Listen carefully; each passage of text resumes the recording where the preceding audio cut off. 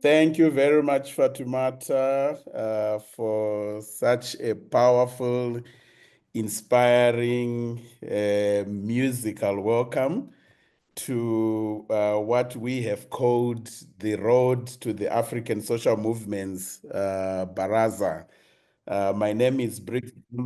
I serve as the Programs Director at TrustAfrica. I am a movement organizer, activist myself in terms of my own engagements and upbringing and the continued work that I'm doing at Trust Africa. It is really a pleasure to be welcoming everyone who has responded to join us on this road to the third African Social Movements Baraza. It's just fantastic, inspiring, incredible to see everyone who is in the room. And I see the numbers going up. We are already around 150 people in this room on such a short notice. So it means that there is something that is happening in our context. There's something that is happening in our movements that makes the necessity for us to be connecting at this particular moment very real. I'm inspired by the song that was played, Africa Unite, for many reasons. But the one thing I'll speak to now is that we have seen throughout history different inspiring epochs of movement organizing. We have, whether it's the civil rights movement, is the labor rights movement, is the democratization movement, is the social economic justice movement, we have seen that when movements unite, we bend the arc of history towards justice. And it's a theme that I would like to come back to over the course of the next couple of hours when we are speaking. There is something that happens when movements unite. And so it's really appropriate that we are starting at that particular moment. But I'm also inspired, even as we are getting into this conversation, to say there is something of an agency to movement power at this particular moment. The theme for the Baraza that we have scheduled 14, 15, 16 of April in Accra, Ghana is movement, is the power of movements. But there's something of an agency to movement power at this particular moment.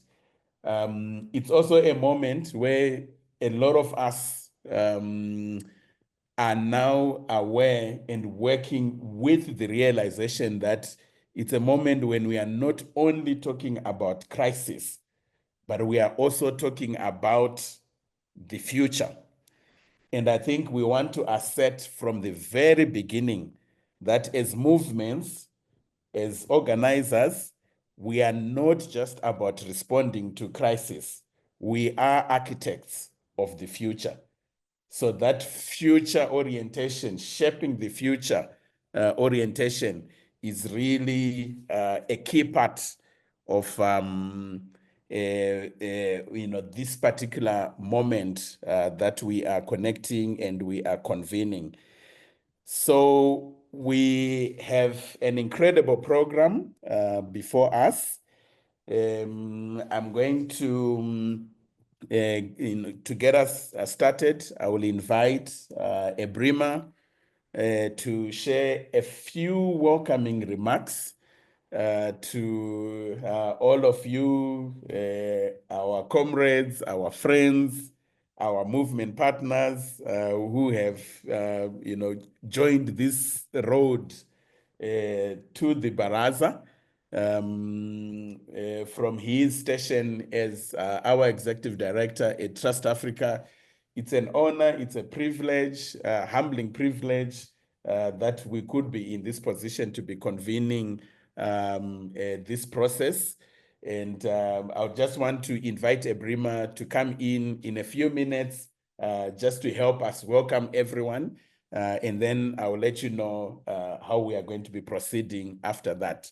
So over to you, Ebrima. Thank you, Briggs. Thank you, everyone. Do you hear me? Can you hear me?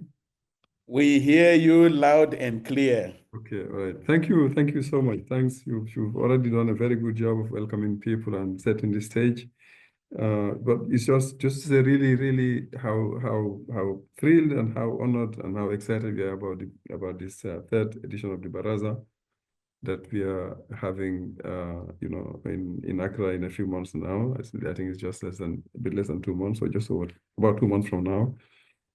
This is the third in the series, and I want to believe that this will be the best of the three. Each one of them builds upon what the others have done before, and we definitely will be having a great conversation.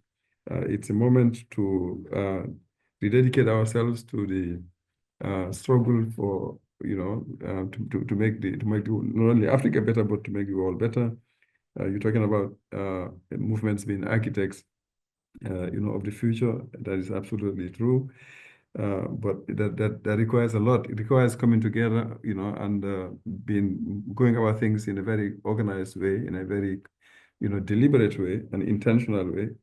And I think that's what the Baraza helps us do by bringing together movements from all across the continent and from the diaspora, and to be together to discuss issues that the world is confronted with, that Africa is confronted with. The disruptions are just too many. We are about the future, but we begin by sorting the present out, and then we work resolutely, march very resolutely towards the future that we are aiming to build. It is a moment to, I think the main objective really by coming together is to strengthen movements, and coming together as a community, looking at issues related to organizing and so on. How do we improve? How do we, deal with the challenges that individual movements are faced with, but movements also collectively are faced with, and the challenges that our continent, and people are faced with. It's also about looking at what is required for movements to continue thriving, for the support ecosystem to be also stronger. And there are a number of things that are required for movements to work better. They generate resources from within. They are well organized. They have internal resources. They are, but they also, can do with support, different kinds of support coming from, different sources, not only material support, but all kinds of support to make things work better. Finally, I think we are talking about movements. We've seen all the things that happen, the ingenuity, the creativity. Every movement particularly the new ones, everyone comes up with new ways of doing things, new messages, new ways of, using the technologies that are available, communications technologies and organizational, mechanisms that are available, which is excellent. But you also are not forgetting that there are movements that have been around for a long time that continue to be important, the more traditional ones, the labor movements, the peasant movements, the women's movements. They are around. So we talk about the NSARS, Gen Z, and those movements that are extremely important, that have injected new energy into the life of movements and what they're doing. But we don't forget that there are these other traditional movements that are also around that we need to connect with in an important way and move forward. So I would like to thank the organizing committee for all the great work that has been done, sleepless nights, making sure that things go well, and that the preparations, nothing is forgotten, nothing is left to chance, and that we have a great baraza. And thank to the speakers, all the panelists, who will be speaking, to give us a foretaste of what actually we are gonna, head to what we'll be having when we get to Accra in 2 months' time. And thanks, on our side, Briggs, you are leading it, and the team with Ogo and all the others. So I really say thanks, and thanks to our hosts in Ghana as well, Afro CDD Ghana, Africans Rising, and all those of the comrades and colleagues who are in Ghana. Let me leave it at that and say, the struggle is on and it will continue. We have so many challenges that this world is faced with, and movements are they have the power, and they need to be empowered even more. All the best. Thank you so much, Ebrima. Fatumata Ogo, I don't know how back there you do a drum roll, but thank you so much, Ebrima, for those remarks. Colleagues, there is something, I keep coming back to it, there is something about this moment that is extremely significant. At Trust Africa, we are constantly engaged in conversations to read historical time so that we understand what time it is, but from the point of view of then wanting to make sure that we are relevant to the most pressing themes, the most pressing needs, the most pressing desires, of people in terms of that particular moment. There is a lot that is going on, but I think the short way to summarize it is that we are at a moment where we are seeing the end of one big historical wave that have defined the global political, social, economic, cultural reality. And there is, you can even call it a world order. And there is an intensive conversation right now about what then becomes the next 80 to 100 years, what becomes the next order of things politically, socially, economically, culturally, and other dimensions. And it's why if everywhere you look, every news channel you open, you are actually getting a sense that we are in a moment of a global world disorder. It's natural, it's understandable, because when one dominant order breaks down, before the next one is properly defined, there is this disorder, there is this confusion. For us, one of the things that is significant is to say we must place movements, grassroots voices, at the center of defining the next order of things, politically, socially, culturally, economically, and in other ways. So it is a moment of great historical significance. It's a moment in which we really need to show up, because the frame that is going to be defined in these few years that we are living through is actually going to shape and determine the fate of the next I would say 80 to 100 years, because what we are seeing now is the breakdown of a social order or a global order that was defined at the end of the Second World War, so going back 1945. So I'm bringing that in to say, as we get into these conversations, there is something about the historical significance of this moment that really needs to color our conversations, our engagements. I usually say to people, it's important to read historical time, because can you imagine if you were on the Titanic and you were focused on teaching people the etiquettes of fine dining when you're about to hit an iceberg? It simply means there's a lack of vision, and we are not seeing the most important thing to be doing at that particular time. So we are at that moment where we really need to be thinking big. We really need to have historical ambition. We really need to be investing ourselves in trying to shape the next big cycle in terms of the global order. That's the historical task that is on our shoulders, and not many generations have that privilege or that responsibility.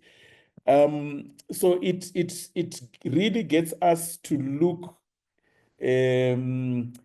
with unvarnished eyes on the question of power.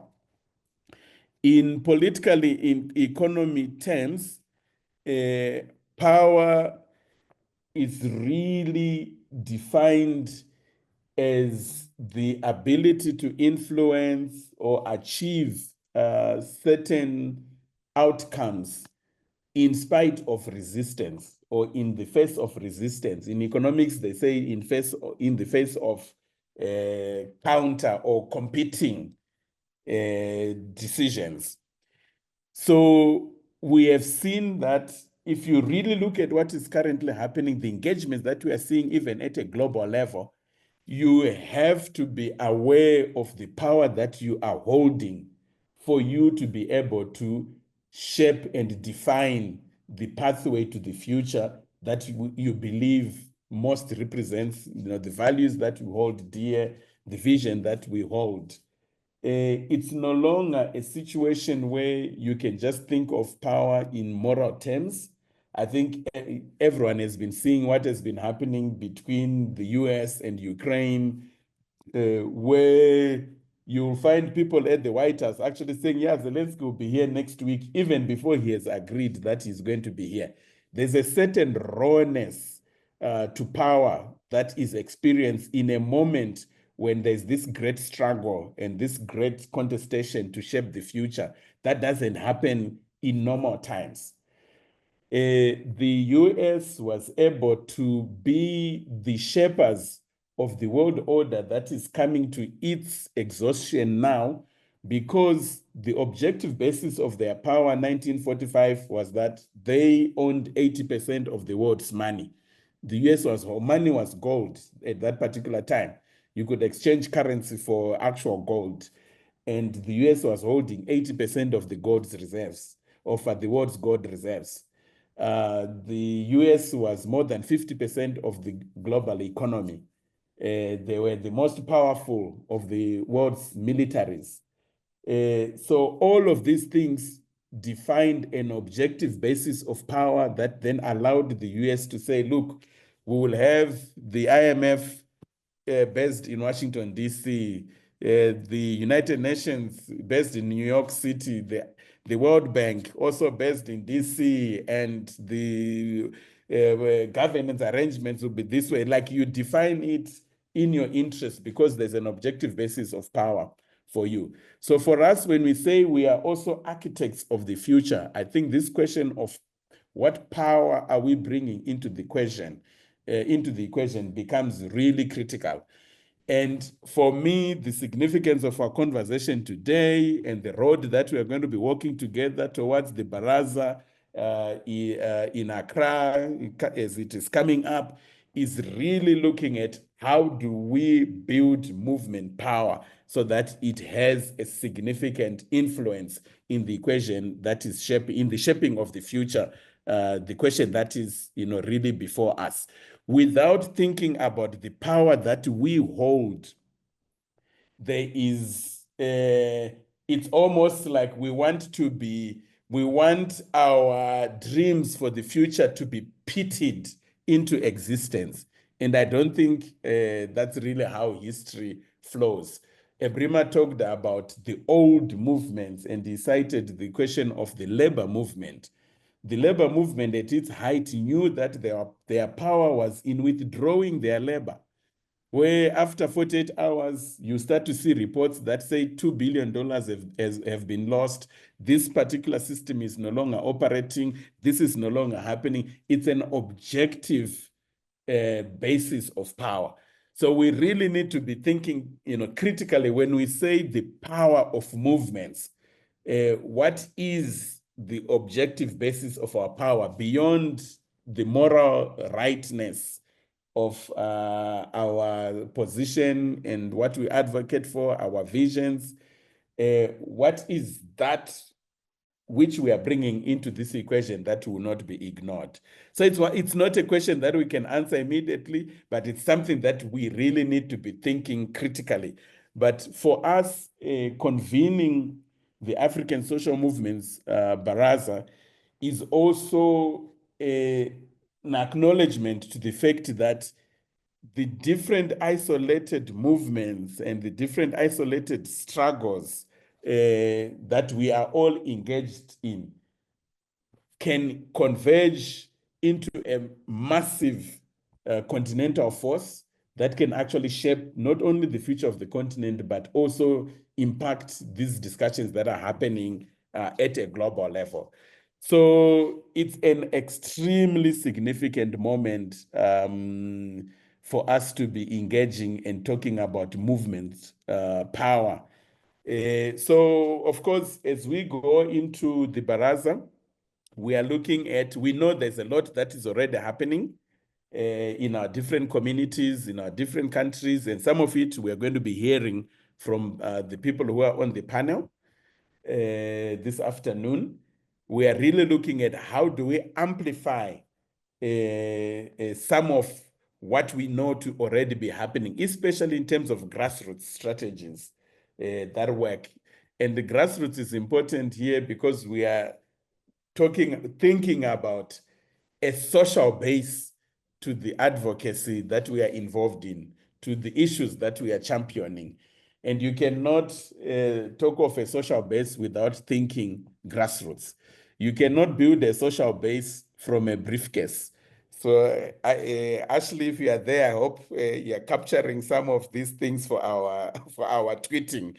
You cannot build a social base from a briefcase, and people have talked of briefcase organizations, right? So we're really looking at what can we share in terms of some of the grassroots work, the big movements that we have seen and how they've actually impacted our communities and our society. Look at Feeds Must Fall in South Africa, End SARS in Nigeria, La Lucha in DRC. I'm happy Dirk is with us today. He's going to share something. Yenama in Senegal, and many other examples that we can cite. There's something that we have seen that changes the whole equation when you mobilize at the grassroots level and you are able to demonstrate, this social base. But we are also, beyond amplifying grassroots strategies, we are also really thinking about, if you followed from the first African Social Movements Baraza, second African Social Movements Baraza, and now it has always brought in activists, thought leaders, and funders. And this question of funders and funding is significant. And we're looking at how do we bridge that divide between movements and funders and communities. How do we move from transactions to accountability, for example, or even solidarity? How do we have that conversation in terms of bridging this divide? So the good thing is that we already have significant interest from both movement leaders and movement formations and funders.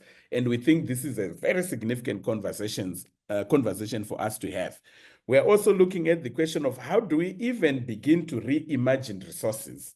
One of the biggest things that is happening in this moment is the shift in the funding landscape. A lot of us know what has happened with funding from the US, with the total decimation of US aid over the last couple of weeks or so, and the shifts that we are seeing in Europe in terms of aligning aid with foreign policy interests, more to security, and all these cuts that are happening. So how do we really begin to reimagine resources?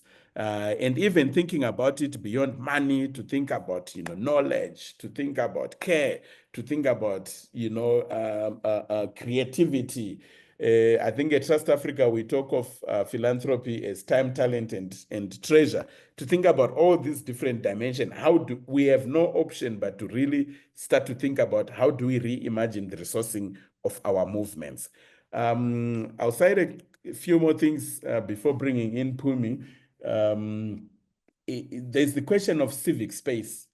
This affects us all, regardless of what we are working on, whether you are working on natural resource governance, on mining. If in South Africa, you know that it's very dangerous to be an activist that's looking at bringing about justice in the mining sector. Just Google after this webinar the number of assassinations of activists that have taken place in terms of activists who are working to bring about justice in the extractive sector. But we are seeing this closure of civic space affecting us, whether you are working on environment, on climate, on democracy, on human rights, on technology. The minute you start to say things that question those who are holding power, there is this reality of the shrinking of civic space. So we're also looking at how do we really start to have a conversation that says, regardless of what you're working on, how do we defend and open up the civic space? We want to have conversations amongst movement leaders in terms of sharing tactics, of organizing under difficult circumstances. I'm happy again, Dirk is here. I was having a conversation with Dirk last week that I hope he will share when he comes in. He's from the DRC and there's an active war. He's from Bukavu, the city that most of you would know was recently, taken over. So what does it mean to be a movement leader and organizer in the context of a full-blown conflict and civil war? How do we look at the question of arts, specifically looking at culture as resistance, arts and culture as resistance, healing? How do we center care as a radical act? So I'm happy to even share that there will be a whole track and a whole space at the Baraza that's just looking at care and healing, with amazing facilitation and support to movement leaders to actually maybe for the first time look at such issues at a level that we've never looked at them before. So this is just a taster or a teaser of what we can begin to think about and expect in terms of some of what we are thinking about the Baraza. But the good thing is that this moment allows us to also get ideas from everyone who's in the space, from you all, in terms of what this road to the Baraza should look like. At the end, we are going to come back with a call to you all, a call to action on the road to the Baraza. But I hope in the course of the conversations, we'll also hear from you in terms of what call you are making to all of us as organizers. And the very last thing that I'll say is that as TrustAfrica, we are but just one small component of the organizers. We are organizing the Baraza in collaboration with movement partners across the continent. And some of them are featured today. We are going to be having another webinar in the 4th week of March, where some, more of them will be featured. So yeah, we would be very keen to hear what your own call to the organizers for the Baraza is. But one of those most important co-organizers for this Baraza is Just Associates. And I would like at this particular moment to invite my dearest comrade, Phumi, to come in and give her own few words in terms of why this moment and what you can begin to expect as we walk together on this road to the Baraza. Thank you very much, and over to you, Phumi. Phumi, please. Good evening, good day, comrades. It's lovely to see such a good response to our first webinar. My name is Phumi. I'm from Just Associates. I am based in Johannesburg. And for those that don't know Just Associates, it's a feminist movement building and strengthening organization. We work in Southeast Asia, in Mesoamerica, and in Southern and East Africa. I'm excited to see the chat and the introductions. Please keep writing there. Tell us where you are connecting from. And please note that there is interpretation into French for this webinar. So thank you so much for that broad explanation, Comrade Briggs, the framing of how and why this Baraza, the significance of this moment for the Baraza. I think we join you, and especially when thinking about the invitation whether it's in the concept note and in the many ways in which we have tried to speak to the Baraza, even before it was postponed, is that undoubtedly this is a moment for all of us organizing across the African continent in particular, but also holding our siblings in the diaspora in recognizing what Briggs frame as an end of an epoch, but more in thinking about how will we shape the next epoch? How will we show up as movements, strong, united? Now, part of the power of movements theme for us, not only as the organizing committee, but as comrades, we recognize that this particular moment, not of crisis per se, but of the collapse of the empire, it also seeks to divide us more. We recognize in our communities and the hardships that we experience in trying to build coalitions, trying to build convergences and synergies, that we end up being enemies as movement activists and actors. And I think the invitation is for us to see that this is no accident. It's designed by this particular moment. And then the question is, how will we rise above that in order to build the strength that is required, the strategies and the unity that is required to shape a different Africa than what we are living in this moment. We think of so many organizers, activists in the most rural, peri-urban and urban, in the most grassroots, in the continental spaces where you organize in broad ways of trying to make a difference in terms of people's lives. No other issue at this moment, I think we can agree, affects us more than the way we've seen how livelihoods have been designed. The issues around basic needs are going to shape even how we relate to each other. This moment calls on all of us to think about those issues. And I think more than anything, it calls on us to think about what are the things that have divided us, what has created a hierarchy in terms of which struggle is more than the struggles that shape us, that this one is more important than the other one. I think when we think about the wars that are ravaging our continent, that are not by our doings as Africans, we think about the Sudan, the DRC, we think about how migration, refugees, and displacement has caused our people. We think about people living with HIV and AIDS today who are unable to access services. We think about other people like lesbians, gays, bisexual, trans, and intersex Africans who are often excluded in many times in this type of spaces and conversation. We think about land defenders as extractives continue. We think about democracy, right? Briggs was talking about closing civic space earlier on that affects all of us, the destruction of democratic institutions, but also more, what is the meaning of democracy today? All of these issues and more are some of the things that we've been working on since mid last year to try and think about how we shape a program in which everyone across the continent and in the diaspora can find a space and a place not only to listen, but also to contribute actively in relation to shaping movement strategies.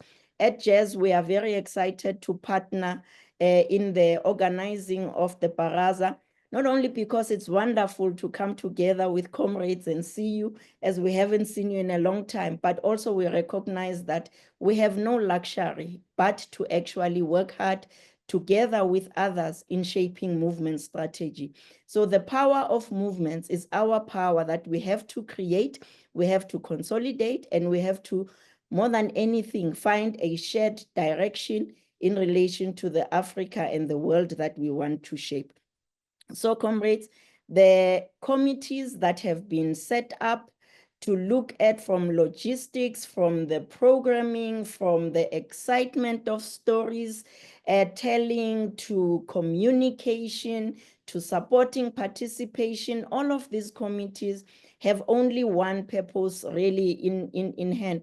It is to make sure that we make the Baraza a meaningful space that actually takes what this current socio-political, geopolitical context is requiring of all of us to do. So I will stop here right now and come back later, but to say, look out for everything on the socials, on the website. We'll announce it at the end, but to also think that the objectives and the commitment is to make sure that we make the Baraza meaningful, whether you are able to make it to Accra or not, but that the Baraza can have echoes in our local and national and regional spaces that we organize to actually have a meaningful impact. So I'll stop there for now, comrades, and thank you. And it's good to see everyone attending, and please keep writing where you are from.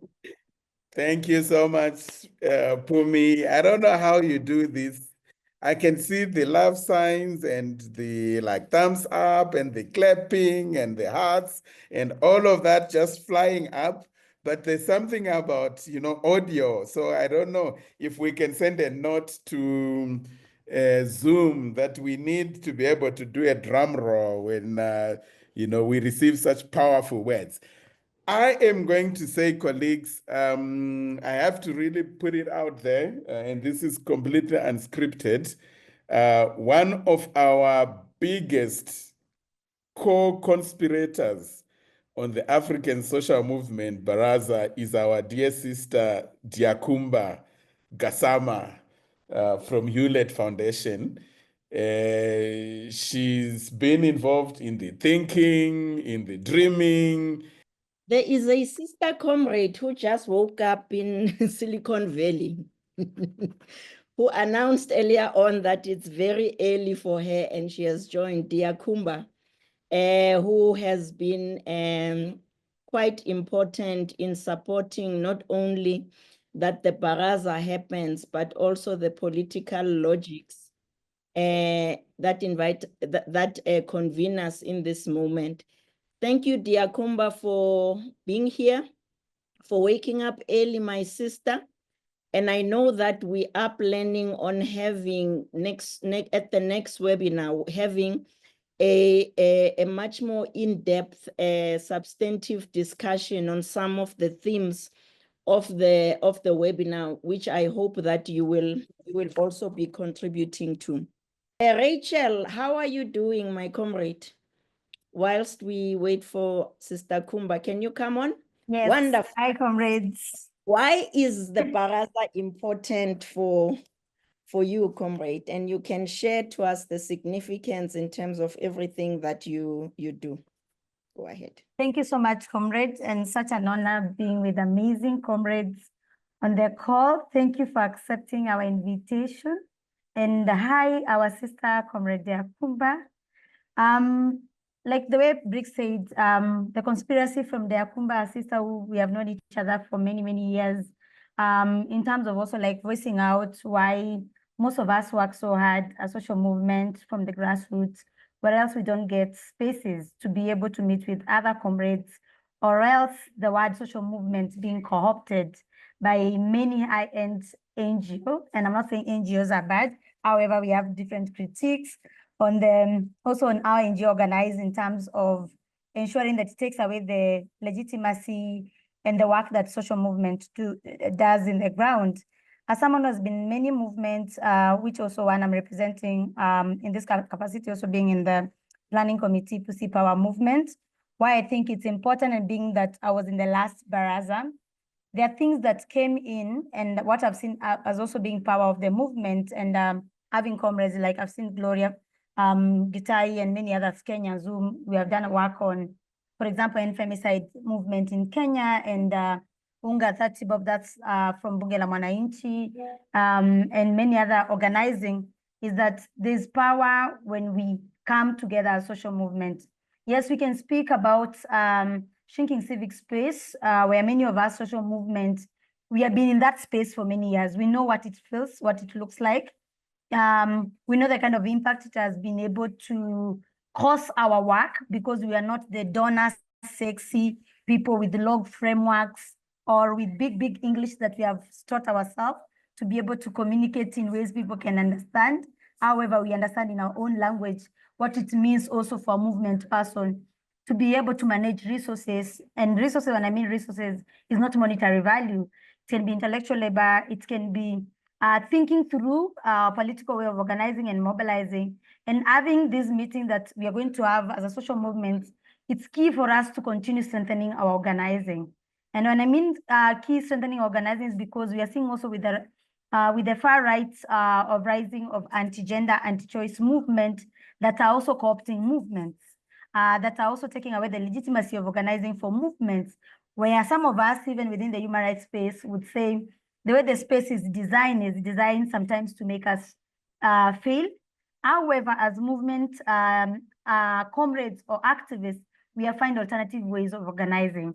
And some of these alternative ways of organizing that I'm looking forward for us to share in Ghana is also how sometimes, even if we have colonial laws on civic space, on how you need to ask notification, but still most of us in the movement end up disobeying and resisting and organizing for our own liberation. And this, we have seen it also with the movement in the GNZ in Kenya, on how it happens. However, I usually say it's all generation organizing, because comrades also in the room, they know the kind of work social movements have played in Kenya to be able to ensure that the GNZ movements was successful. Comrades have been able to play even from end femicide movement, from rights to food, economic justice, forceful eviction, to be able to see where we are. So as we are coming to Ghana, one of the things I'm looking is also like best practices from the last Baraza, which was also very key on how we're able to learn and build solidarity, authentic, and I'll be clear, authentic solidarity of cross movements, which I'm also a beneficiary of that, seeing when I come to South Africa, I know there's Phumi. When I come to Ghana, I know there's comrades, Hardi and the team that we're able to meet and being hosted to understand our lived reality. However, quoting also what Briggs said in terms of rethinking or reimagining resources, some and many of movement leaders, we know what it means reimagining. We know what it means when someone gives their home to host comrades. We know what it means when our comrade Thulani Maseko was murdered. It's social movement across the continent. Being birthed in Kenya, that we're able to organize for justice for Thulani to move across. And this is a space that we met with Thulani in Baraza in 2022. So you can see the power of movement was able to help us galvanize our efforts to be able to push. We know what it means currently. We are seeing on the rise of homophobic in the continent, where also there's a lot of sharpening contradiction amongst ourselves. So having this space, also we're able to come from a point of not testimony as comrades, but also confession in terms of some of the beliefs that we know we believe in, but they're not making sense to us. However, sometimes we end up co-opting to say they're making sense. Some of the beliefs that sometimes unknowingly we end up also perpetuating violence towards each other, and we don't know. Some of the ways on now, the contradiction even around the food system, where we are seeing a lot of also donor playing social movements and movements, in the sense of, we have one point talks about food security, which takes away the rights of seed sovereignty and food sovereignty in expense of our African peasant farmers, our land, our freedom, our joy in terms of well-being, being commercialized in the level of being looked to a level that most of us cannot be able to afford and not be seen as human rights defender or as feminist activists, to the level of seeing how do we learn African practice of healing, African practice of activism that drives our soul, that ensure that we're able to use it as a matter of ensuring to push our struggle forward.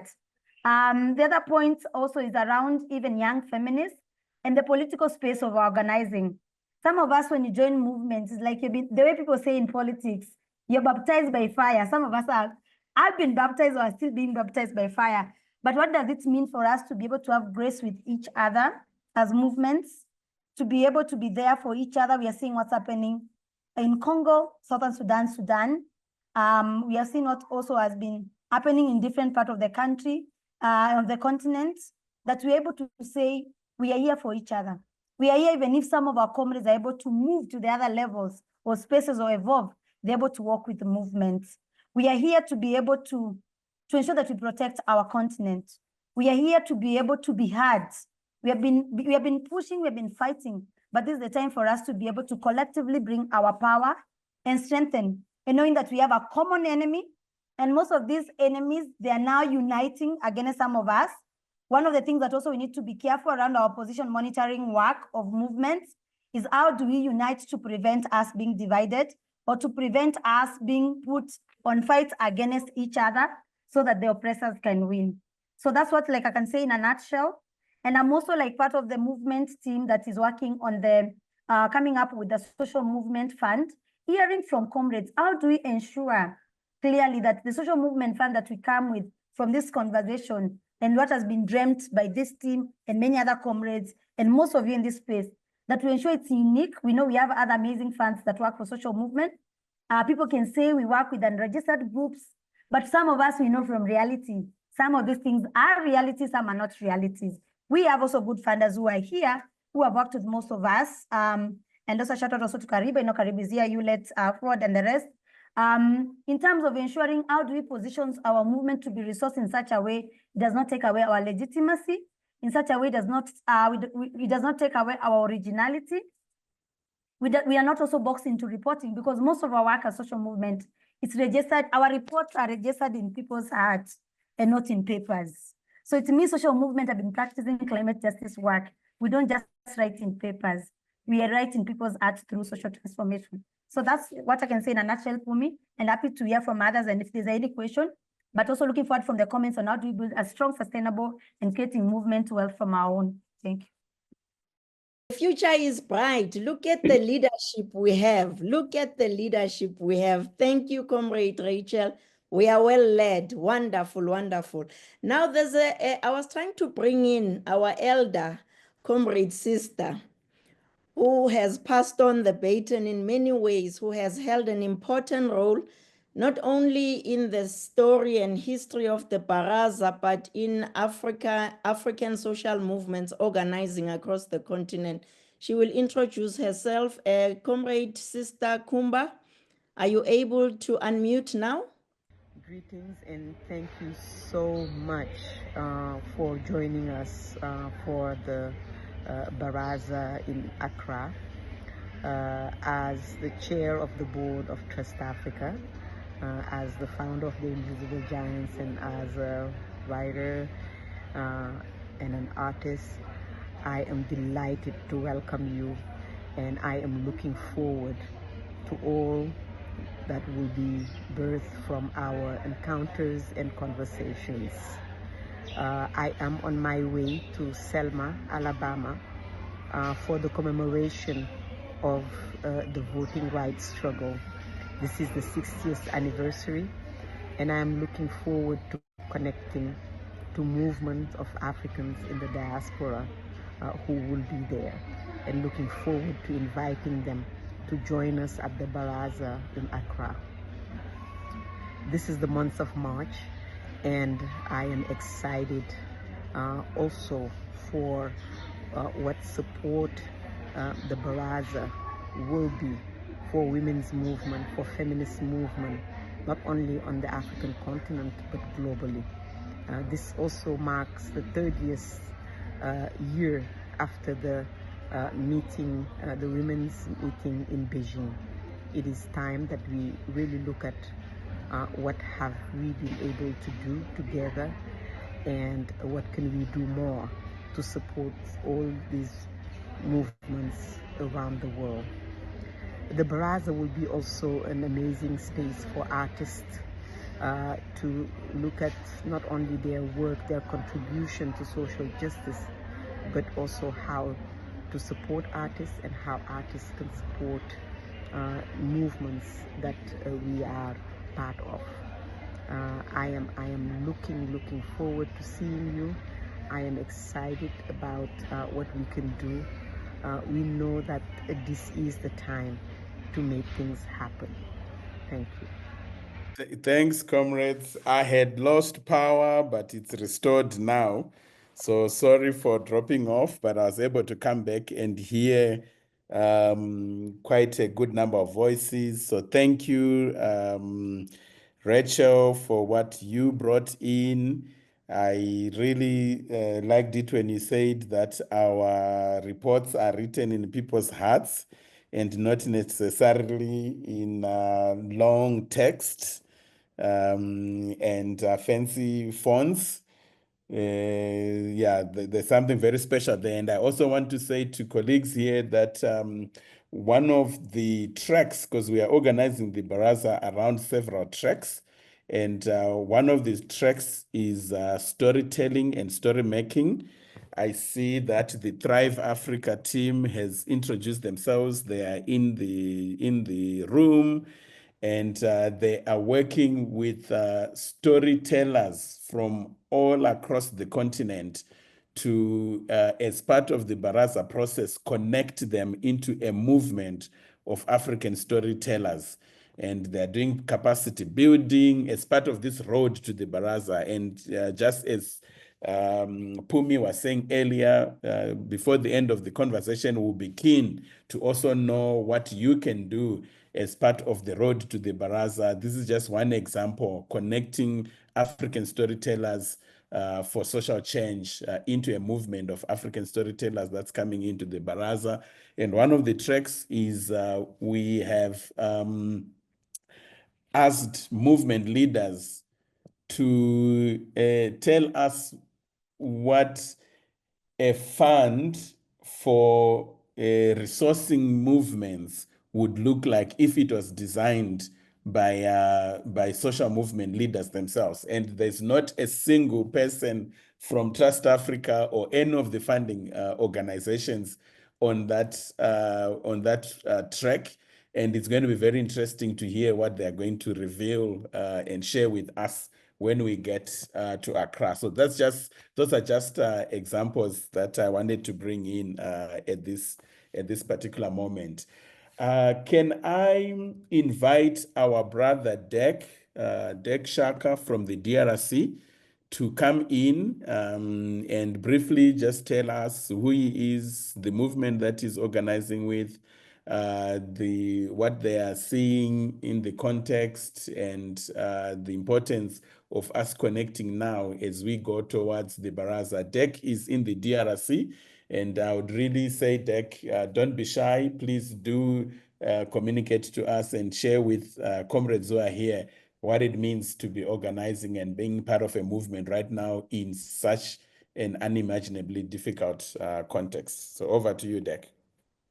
Thank you so much, Briggs. Thank you, comrade, for being here. Thank you for an invitation. It's a really pleasure for me to share this moment. And as you know, as people has just said during different speeches, in DRC, we are facing very difficult situation due to the war. As you know, DRC is actually under occupation in the east part by Rwandese armies and some rebellions who comes from Rwanda and supported by Rwanda.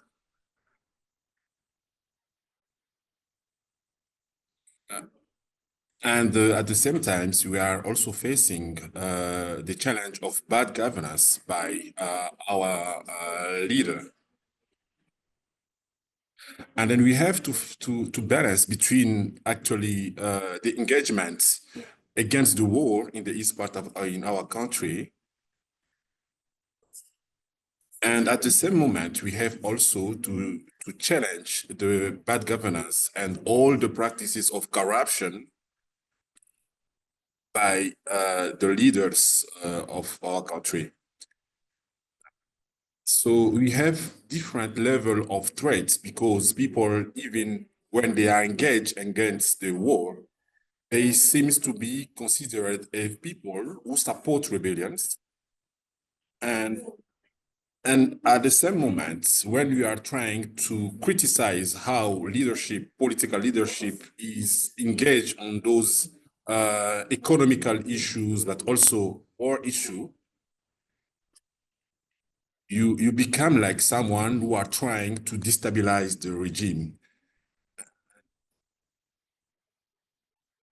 At the same moment, you have many people, many comrades from east part of the country who are actually targeted by the rebellion because they have declared that they don't allow us to have civil activities, so civil societies activities, movement activities, activist activities. So those rebels is totally disagree with the presence of activists in those area in the east part. So you have many comrades from Lucha, from different movements who are obliged to go out of the country so as to be safe. And actually, we face very great, very big challenge of engage the government problem of corruption, because our army face many difficulties on the ground because of the corruption. And then in that situation, to stay engaged is one of the only way we have so as to face the situation. And we have to stay focused on all the issues. At the same moment,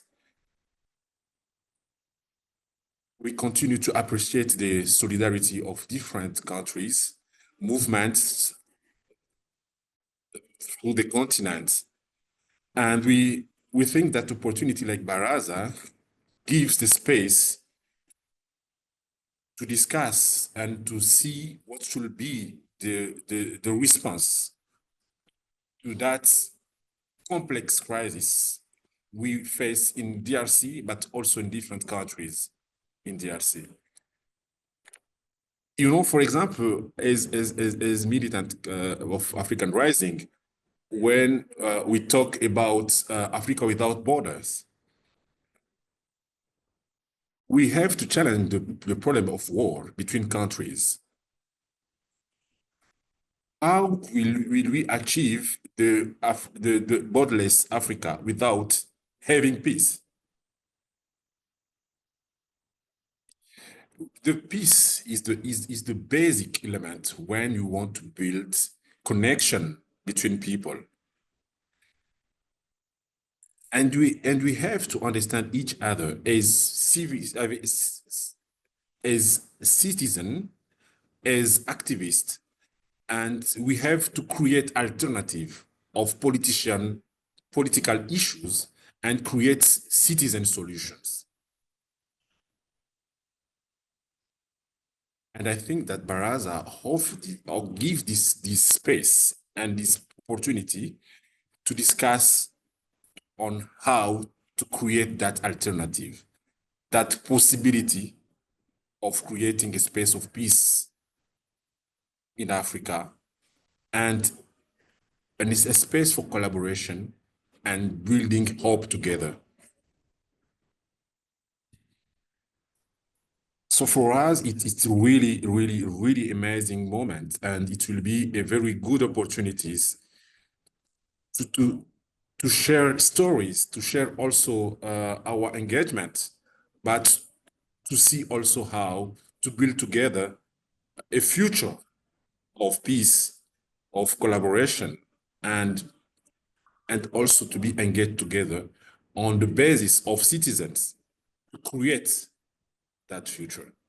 Mm. Yeah. Thank you so much.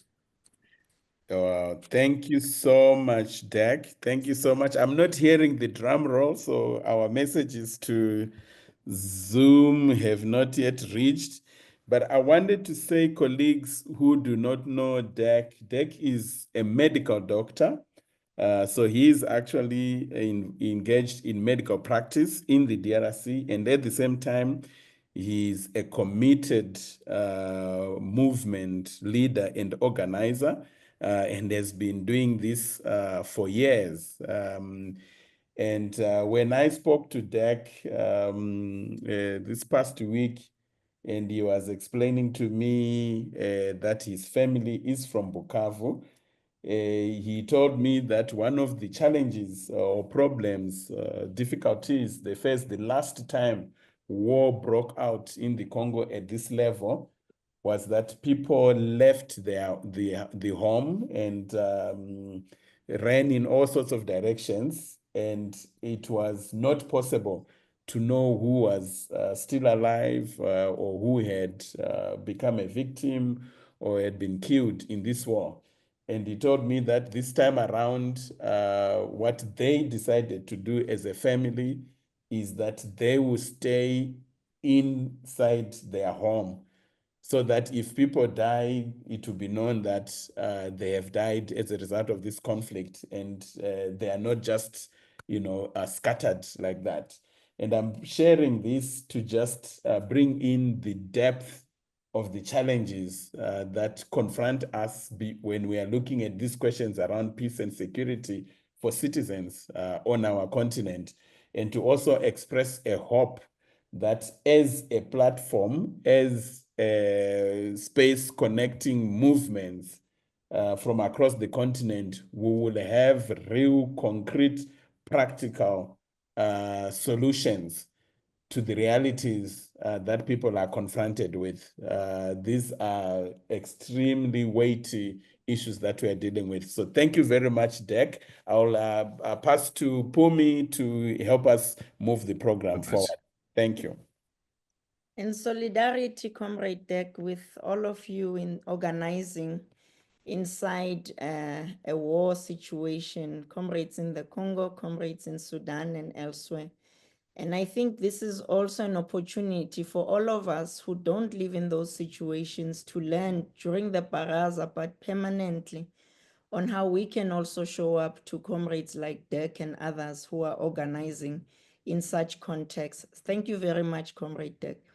Now, to move us on, it is always important to think about the, comrades who are going to be hosting us, to learn about the struggles that are happening where and convening happens. But also I want to introduce Comrade Hardi, who organizes across the continent. Many of us appreciate very much the work of Africans Rising, and Comrade Hardi will introduce himself and share with us also what it means to be receiving us. Comrade Hardi? It's always a delight to speak to fellow Africans, wherever they may be. And I think the conversation has been really, really riveting and insightful, right from the framing by Briggs to Phumi's very revolutionary message, to Rachael, to Coumba, and Dirk.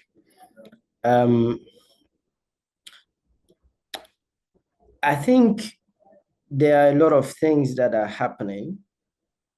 And I think the question was in regards to what it means to be hosting the Baraza at this time, and what we all would be expecting in the Baraza and going forward together. But for me, really, one of the key questions that I have in mind, and I hope that everybody would sort of reflect on it, is who are we? Who really are we? And what do we want when we say we're a movement? Are we a movement or are we movements? Do we have something common that we all want? Or are we all just going in several different directions as headless chickens, only to come together in one big convening, talk a lot about our problems and disperse again in different directions until the next Baraza or until the next meeting of activists? So this is a critical question that I think we need to address. And talking about who are we, maybe I'll take the opportunity to just say my name is Hardi Yakubu. I'm an African citizen who is based in Ghana.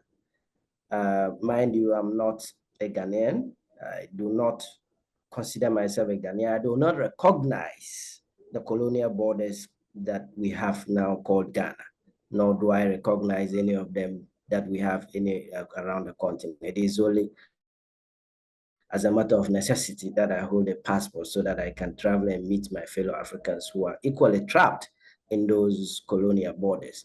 And it is my life's mission and the mission those that I organize with to tear down these borders, to make sure that the borders do not continue to define us as African people. There's a question that Comrade Dirk posed about peace and you know, pulling down the borders, and I think it really speaks to it really speaks to the question of the Berlin process, the question of the borders that we still grapple with. We have as people seeing themselves not as Africans, but as Rwandese and as Congolese, mainly because of colonialism, mainly because of colonial borders. So the genesis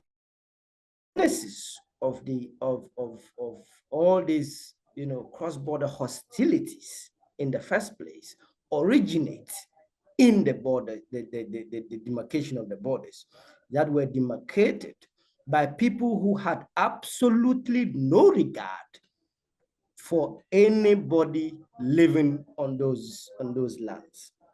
So they did that. Why did they do that? And I'll come to that pretty soon. So it may look like a puzzle in the sense that what appears to be the obstacle to unity may actually be the reason why unity ought to happen, in terms of looking at it from peace, the perspective of ensuring peace amongst ourselves as African people. We are in a very critical moment. Comrade Briggs and Phumi have very brilliantly talked about this moment. And it is really a critical moment. And I hear a lot about the fact that we movements and organizers and all that we have power. I like to sometimes question that a little bit, in the sense that we talk a lot about power of movement. But where is our power when Ruto continues to abduct people in Kenya? Where is our power when Mbalo's presidential term has just finished in Guinea-Bissau and he has refused to step down? And he has unilaterally extended elections to November 30th. Where is our power when Tshisekedi and Kagame cannot do away with their egos, but would see to the deaths of thousands of people? Where is our power when in Sudan thousands and hundreds of thousands are being killed? Where is our power when Museveni reigns supreme with his man-child son, who runs and throws his mouth anywhere and anyhow? Where indeed is our power when in this particular moment in time, activists and movement workers are actually an endangered species in the African continent? Where is our power? So I like to see it in that sense and say that we don't actually have power, at least not yet. We have potential power. We have potential power, and that remains a potential until we organize it. And that organization, we are a movement in Kenya. We deal only with Kenya issues. We are a movement in Ghana. We deal only with that power. For it to have any effect, ought to be mobilized and ought to be organized. As Kwame Nkrumah said, organization decides everything. it ought to be organized on the basis of solidarity amongst African people. On the basis of solidarity amongst African people. That whatever happens to somebody in Kenya, whatever happens to somebody in Senegal, no matter whether I am in Ghana or South Africa or Burkina Faso or Mali or anywhere else in Africa, it affects me directly, not indirectly, directly. That whatever happens to any part of Africa, we ought to be in a position to respond. I am ashamed, and I said this as somebody who organizes at the continental level, that in most of the conflicts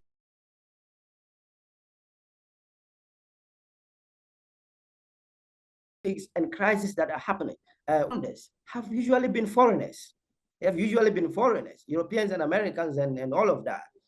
So what is the purpose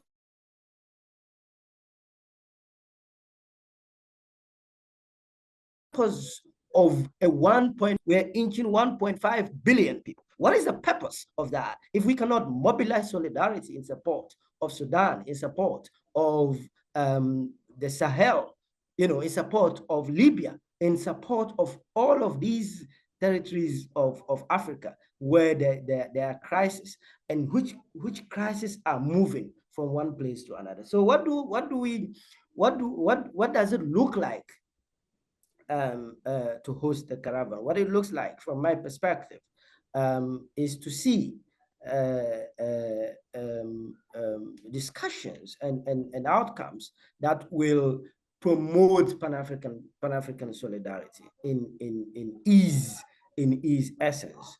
At the last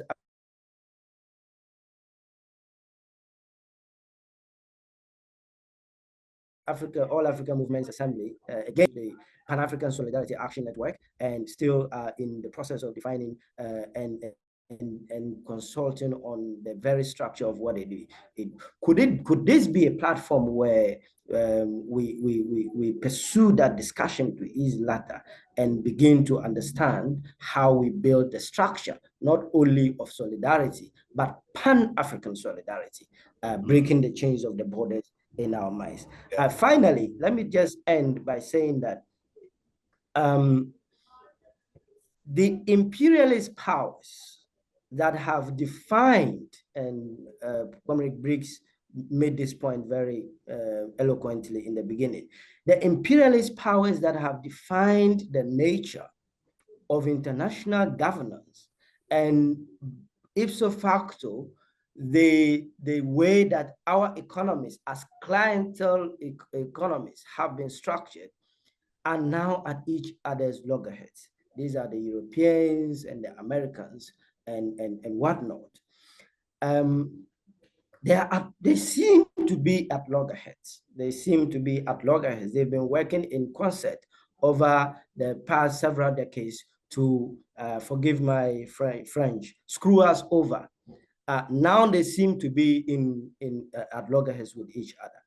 The question to ask ourselves is, what does history tell us? History tells us that the last time they were at loggerheads with each other, in fact, there is no continent, or there are no people that have been at war with one another more than Europeans. If you look at history, Europeans have fought more wars than anybody else. And the way they were able finally to come together and stop the wars was when they began to think that it is necessary to go and partition Africa. And that is why we have these borders now. So the response that we must have, Comrade Briggs, give me 1 second. The response that we must formulate to this moment, which was a central question, is the response of unity. Because when we continue to be divided, we will continue to be weak. A house divided against itself cannot stand. United we stand, divided we fall. African unity is our solution in this moment and forever. Thank you very much, comrades. Thank you so much, Comrade Hardi. The drum roll. We haven't figured it out with Zoom, but yeah, you definitely get a drum roll from all of us. And you went back to the theme of African unity, which is where we started with Bob Marley, but also the question of power, which is the theme of the Baraza, the power of movements. And this is something that we are going to be exploring as we move forward. I'm so delighted that to see our brother Fadel in the house with us. He was at the center of building one of the greatest examples of impactful movement organizing on the continent. And I'm going to bring him in to say, a few words. But before he comes in, I wanted to invite our sister Coumba. She got served earlier on because I had a power cut.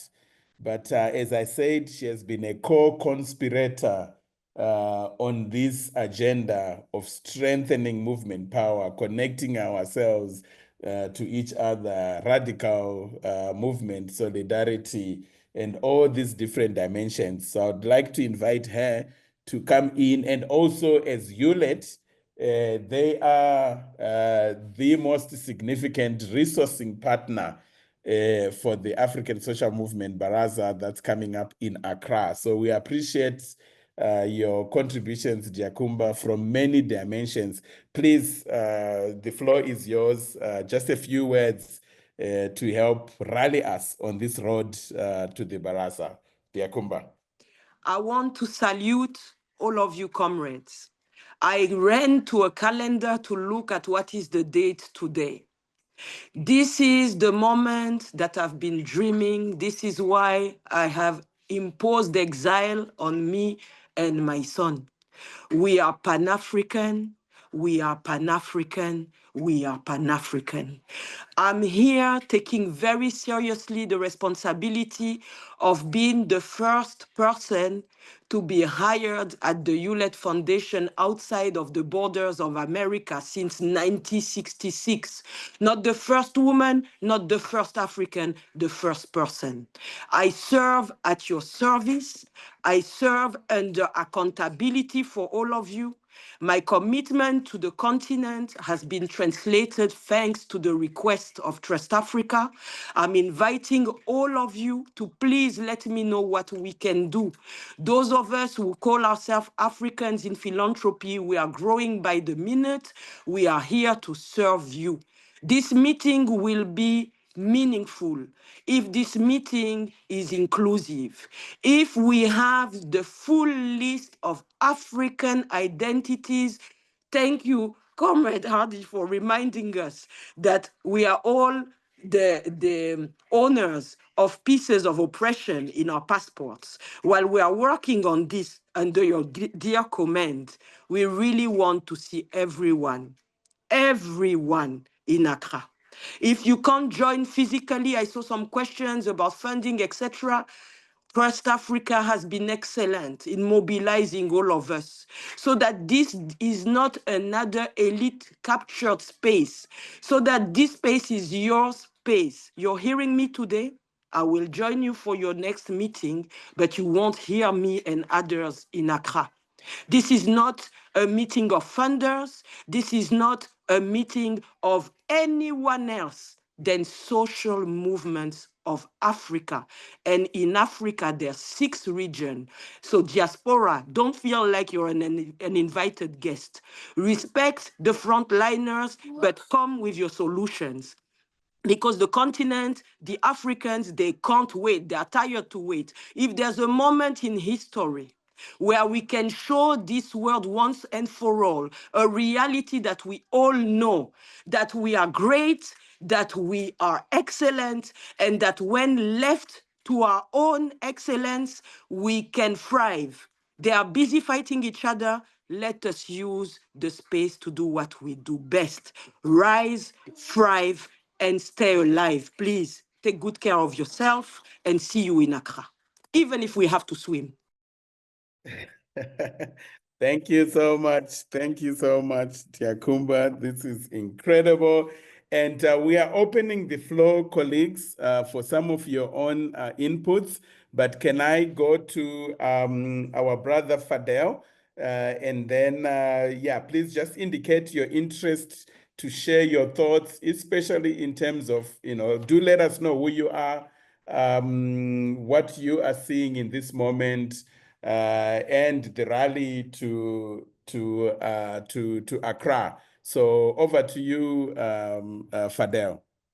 And remember, there is French translation. Yeah, over to you, Fadel. Parce que la transcription, l'interprétation se passe très bien. J'en ai pu profiter tout à l'heure.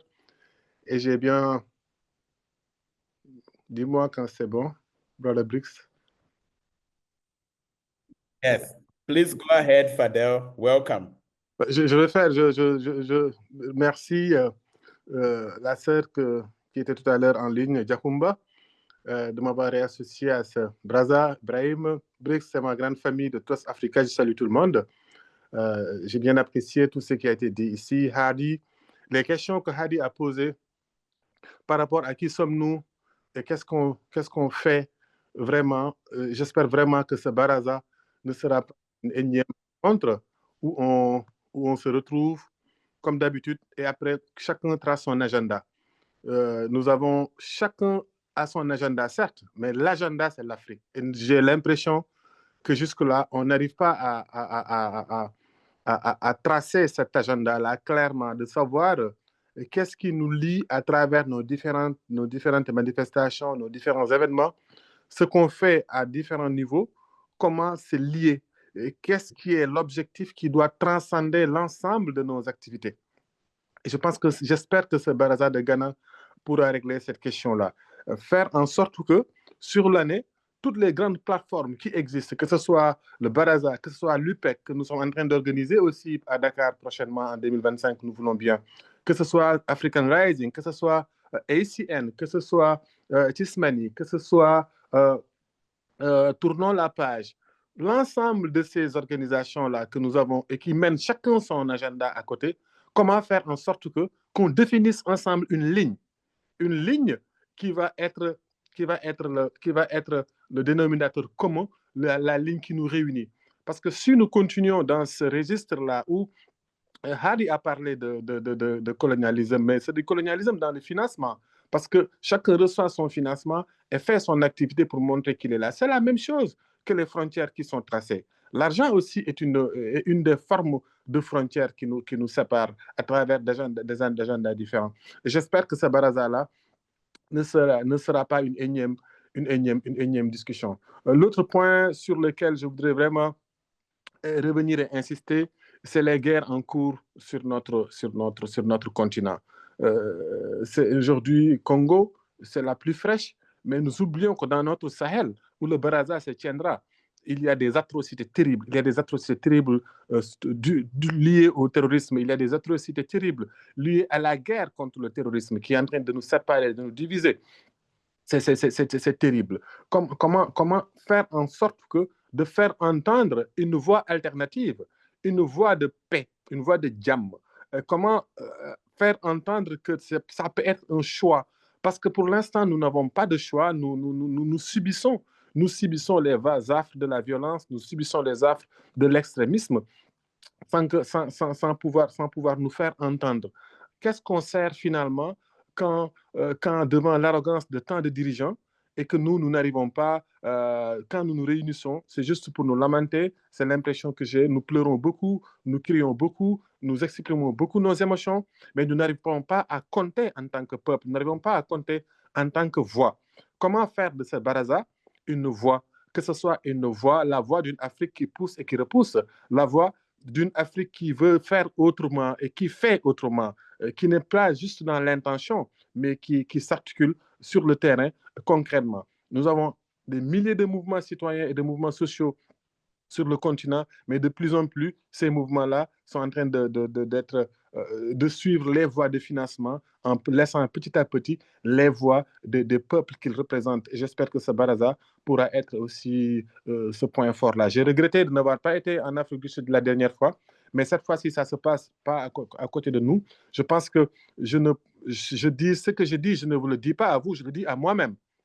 Parce qu'il nous faut nous impliquer, parce qu'il nous faut être ces acteurs, parce qu'il nous faut cette fois-ci, on n'aura plus d'excuses à dire que ouais, les gars ont fait, ils ne m'ont pas demandé. Non, il faut venir. Moi, je viens et j'invite tout le monde à venir, de faire comme ça, de venir, de mettre les pieds dans le plat, parce qu'il nous faut nous réapproprier la lutte citoyenne sur le continent. Il nous faut nous réapproprier la voie que l'Afrique doit suivre. Mais jusque-là, j'ai l'impression que nous suivons, nous n'arrivons pas à nous entendre clairement. Et j'espère que ce Baraza le réglera clairement. J'ai aperçu tout à l'heure ma grande sœur Coumba Toure. Je suis ici aussi en ce moment même à Rome avec Taproot Noir et Taproot Earth.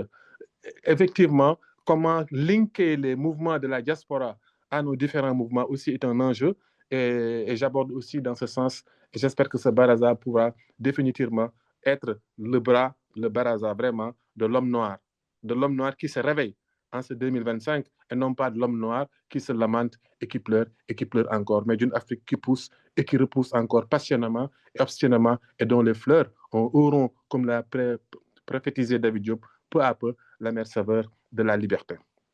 Peace les amis, merci.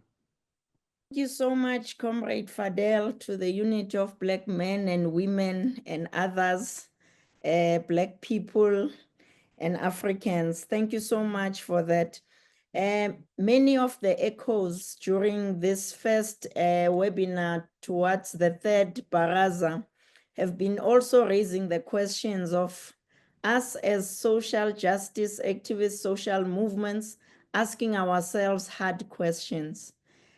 Comrade Fadel and everyone is including that we have to ask ourselves not only about the relevance that we add for these times, but also how we are showing up truly to be able to do the movement work that is necessary to change the conditions that we see each other. Thank you so much, everyone.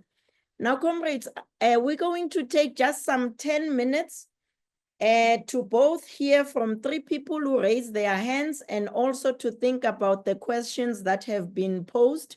So I will ask Ellie, Danmo, and Brisky, and then we will close. But also we encourage comrades to write those questions, and those questions in many ways will also be able to answer them in the next blog. Thank you, Comrade Phumi, and greetings to everyone. Nice to be part of this webinar. Maybe just my 2 cents is I was glad to hear leaders asking each other that where is our power when a lot of injustices maybe are happening across the continent. I would also even add to what Hardi was asking, that where is our power when even we still have journalists and activists being imprisoned day in, day out. So as we gather to discuss about movement building across Africa, I would just like to emphasize that our movements must be rooted in 1, intersectionality, inclusivity, and collectivity. I liked what the big sister, Yakubu, said, that this should be a time where the list of the voices within the African continent is supposed to be heard, because that's where most of the injustices are also happening.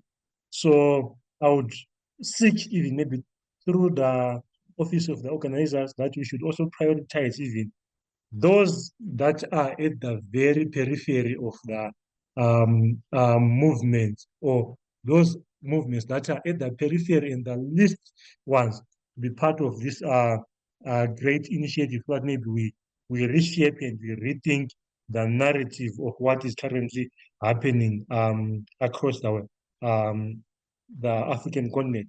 So as we build movement, let's prioritize the leadership and voices of those most affected by injustice, including women and young people in the marginalized communities, because if we are to leave out those voices, then we'll see that the building block for our movement is going to be shaky and it's not going to be successful. So thank you, and over. I look forward also even to participate in the Baraza, as we also give voices to the very least of those in their communities. Thank you, and over. Well said, Comrade Bresky. Thank you so much. Eli. Thank you, colleagues, for giving me this opportunity. I'm Eli Wanyama from Uganda. I'm an activist and a human rights defender. This opportunity is key for me to be here and air some views. In Uganda today, we are seeing a lot of brutality, especially from the military. Most activists now are fleeing the country for safety abroad, and many of us who are still in the country are working under fear. You know, Uganda is one of the countries that are playing and fueling conflicts in the region, though it plays from behind the scenes. When you look at the conflict in Congo, in Sudan, Uganda is playing a key role in that. So I'm looking at Baraza Akura as a key avenue for us as activists to unite and raise voices so that we have united voices when issues affecting us as Africans. We have to, all of us, come up with one voice and tackle injustices that are affecting our brothers all over the continent. So I look forward to participating in the Baraza. Thank you all. Thank you so much, Eli. I see Danmo has written, there is an important message across what's been said during this webinar. The importance that we have to come together, we have to strengthen unity, we have to think beyond borders, we have to ask ourselves hard questions, but most of all, we have to emphasize the relevance. And that relevance is not just of us existing just for the sake of existing. It is about existing to make a difference and to make the change and to make sure that no one is left behind.